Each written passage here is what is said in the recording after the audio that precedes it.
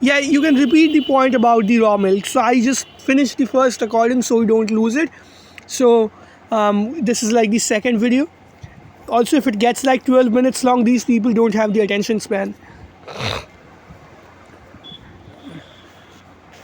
Alright. So Orca was telling you guys about how these people are crazy about raw milk all the time, but the very reason we have milk is because we've artificially bred cows. Again, that doesn't matter to someone who doesn't believe in evolution or who doesn't even believe in Godis also has some ideas like evolution doesn't work. He just thinks that evolution is about some fish which decided to visit land one day. He's crazy, No, that's man. not how evolution. That's not how it That's not how works. So evolution. basically, how evolution works is some climatic change occurs, some environmental change occurs in an area which has millions, if not billions, of a population, and out of these billions, a few thousand are extremely different, and then only those few thousand or a few 100,000 reproduce, and in the next generation,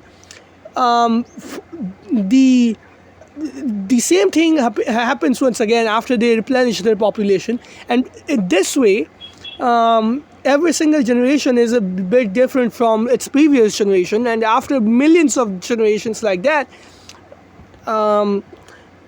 they are gradually like a different species.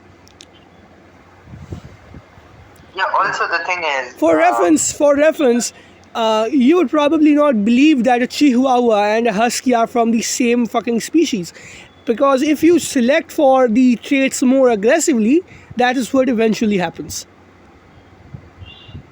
Yeah, also you have. Evolution doesn't I- happen that aggressively. It doesn't happen Yeah, that I- aggressively. Like the changes per generation are not as drastic. The changes are much more like gradual, like temperatures slightly raising, right? Every generation. Or water slightly also, receding every generation. So let's say you have a river, and the river is receding every single year. So the fish is living in that water. Every single generation is more adapted to slightly lower levels of water. Gradually, you reach like a species which can basically live when its body is half submerged. It can basically breathe in air. Yeah, and then you get amphibians, and then you get terrestrial, and then you get species that could fly eventually. Yeah, and there's often a question about irreducible complexity, and Darwin actually blew this apart in his first book itself.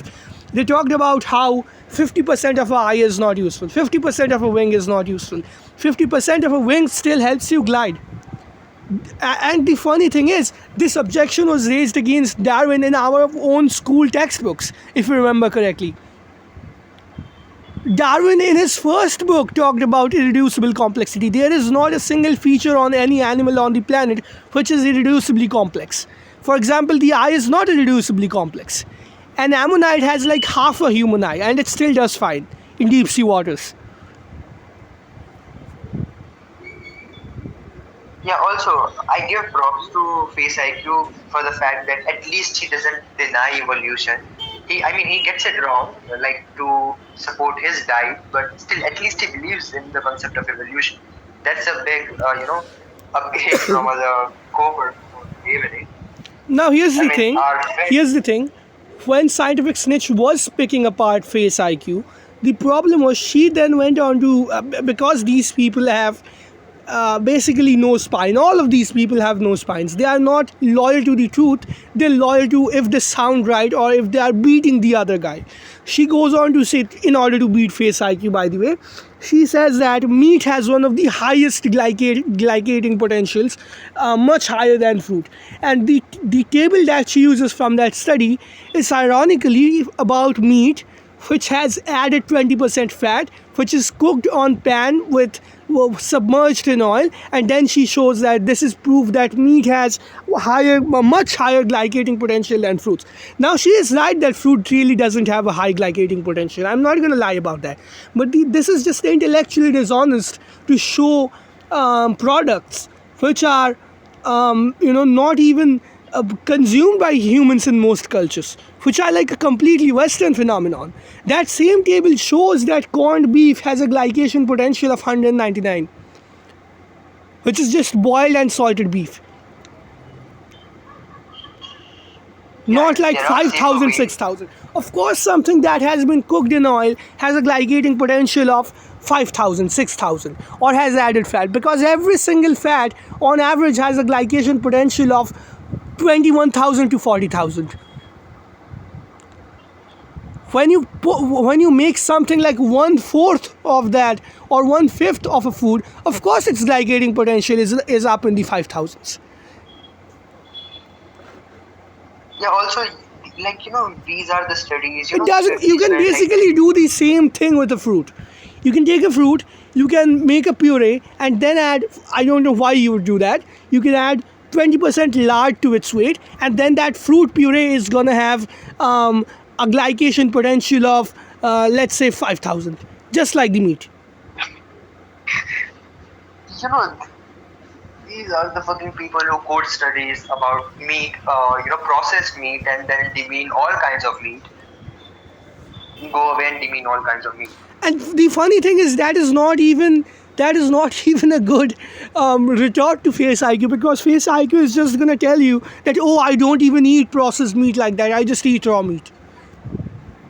Yeah, and which is again retarded because eating raw meat is not bioavailable. First of all, a lot of nutrients are not bioavailable, and even though the chances of harmful microbes are low, they are low, but they are never zero.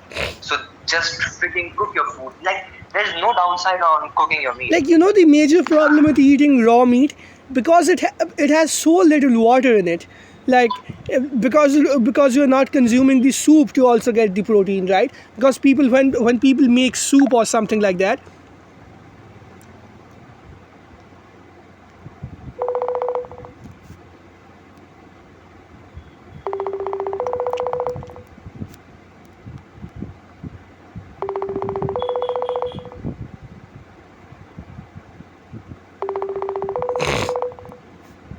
So when you have a diet which is mostly raw meat, you're not even consuming the water you would consume with a typical serving of something like a soup or a broth. What happens is you end up being constipated. This is why a lot of these raw meat guys are constipated as fuck.